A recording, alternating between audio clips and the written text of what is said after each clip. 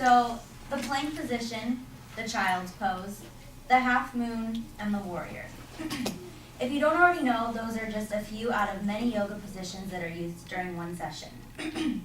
Today I would like to discuss why I think you guys should incorporate yoga into your life and the many benefits that yoga does have to offer. I'm going to be going over the mental benefits, the physical benefits, and my own personal benefits that I've received from doing yoga. So yoga has many benefits to offer. First being how healthy it is for your mind.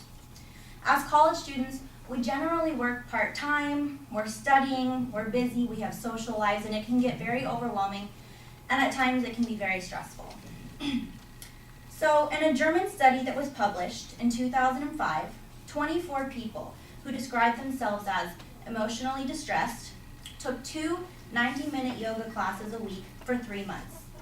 At the end of the 3 months, the people in the yoga group reported improvements in perceived stress, depression, anxiety, energy, fatigue, and well-being. Depression scores improved by 50%. The anxiety scores improved by 30%, and the overall well-being scores improved by 65%. Next, yoga not only benefits your mind, but it also benefits your physical well-being as well. If you've ever experienced any kind of physical discomfort, whether it be a sports injury, any back pains, neck pains, yoga is going to be for you.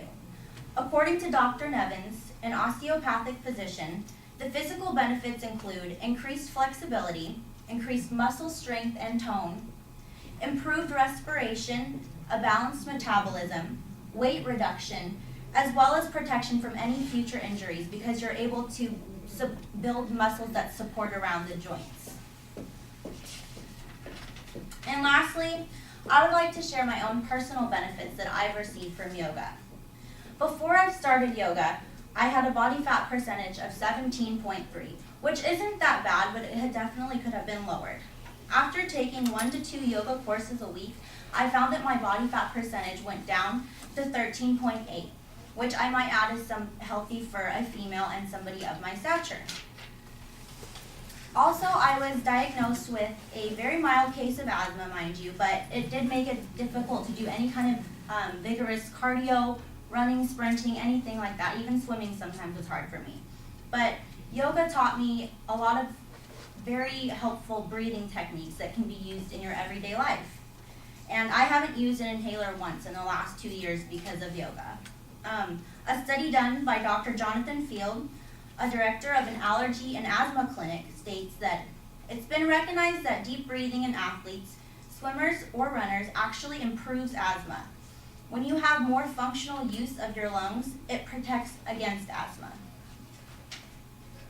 In conclusion, I've shared with you the physical benefits, the mental benefits, and my own personal benefits that yoga has had to offer me.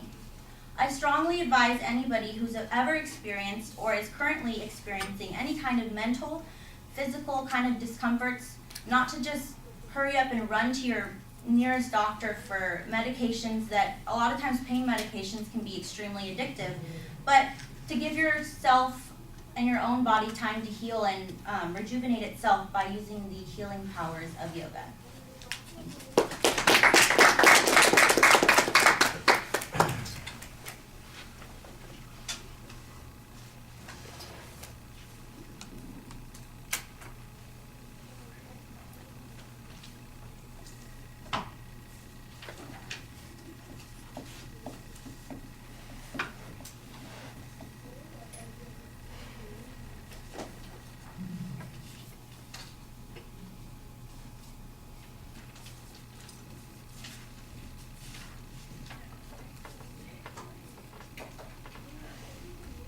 Cindy, what did you think?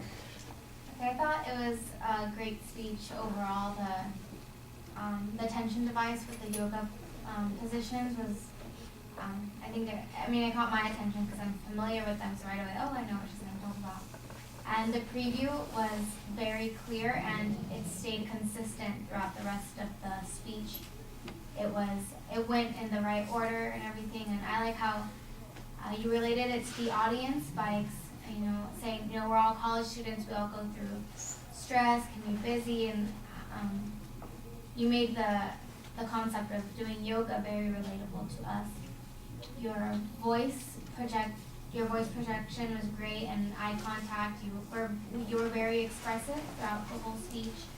Your sources were credible, and you created a great ethos for yourself through that by being by citing your sources, and you just really looked like you knew what you were talking about, and even with your personal experience, it gives you more credibility. The only negative thing I can say, was pretty much nothing, was just a little bit of leg movement. It's just to stay put sometimes, but it was honestly just every once in a while, just thought I should point out just one negative thing at least. But you were very well spoken and organized overall. Okay, I'm going to agree with about 90% of what you said. There are a couple of things that I do disagree with, so let me start with those points. I didn't have a problem with the body positioning and the leg issue as much. Maybe that's just the angle that you were at up to there to Cindy. My problem was a little bit more with the eye contact issue. I really got the impression that you were talking to one side of the room and down quite a bit, and you needed to engage us a little bit more. Once in a while I caught you kind of scanning the audience, and I appreciated that, but I think you needed to be more deeply engaged in the speech. And because you've got the notes in your hands, there's always a temptation to keep looking there for additional information. That's the other thing that you need to have in the speech, is some additional information. I think you've got a good basic speech here. It just needs to be filled in and made into something a little bit more substantive. That first section, I thought you had a nice study that talked about the impact of depression and all those sorts of things. So I thought you had good information there. But to build an emotional appeal on this, let's have a negative visualization of somebody who is stressed out. Get people to think of a situation or circumstance where this could be the case. What would a yoga program consist of for that particular person? And then follow up with that data and make it a little bit more lively and interesting that way. I thought you did the best job on your personal example, talking about the way that you have controlled your body mass a little bit, and maybe talking about the whole thing with the asthma. I thought worked pretty well. You did a good job developing that kind of thing. I just think you needed the same level of development on the other points to make it a little bit more substantive. You know, the speech is 3 minutes and 44 seconds, and you were kind of targeting 8 to 10 minutes. And so it's not like there's anything that you did in the speech that was wrong. You know, everything that you did, I thought the attention device, I mean, it's organized, there's good preview, you cite information pretty well. It's just underwhelming, that's all. And so it needs to be filled in a little bit more. All right, thank you.